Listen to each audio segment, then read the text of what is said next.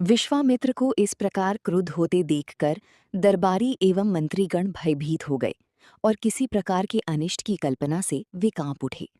गुरु वशिष्ठ ने राजा को समझाया, हे राजन, पुत्र के मुंह में ग्रसित होकर रघुकुल की मर्यादा, प्रतिज्ञा पालन और सत्यनिष्ठा को कलंकित मत कीजिए।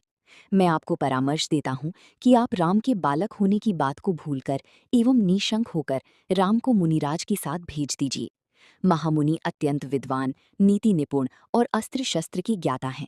मुनिवर के साथ जाने से राम का किसी प्रकार से भी अहित नहीं हो सकता। उल्टी वे इनके साथ रहकर शस्त्र और शास्त्र विद्याओं में अत्यधिक निपुण हो जाएंगे तथा उनका कल्याण ही होगा। गुरु वशिष्ठ के वचनों से आश्वस्त होकर राजा दशरथ ने राम को बुला भेजा। राम के साथ साथ लक्ष्मण भी वहां चले आए। राजा दशरथ ने राम को ऋषि विश्वामित्र के साथ जाने की आज्ञा दी। अद्भुत कांति से युक्त दोनों भाई गोह की त्वचा से बने दस्ताने पहने हुए थे।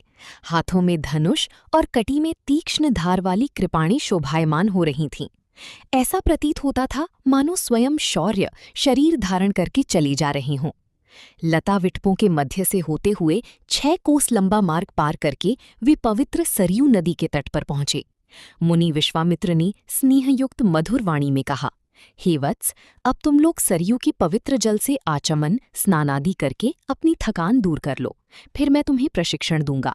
सर्वप्रथम मैं तुम्हें बला और अतिबला नामक विद्याएं सिखाऊंगा।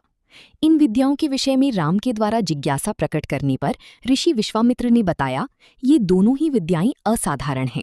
इन विद्याओं में पारंगत व्यक्तियों की गिनती। दोनों भाई तृण शैय्याओं पर सो गए।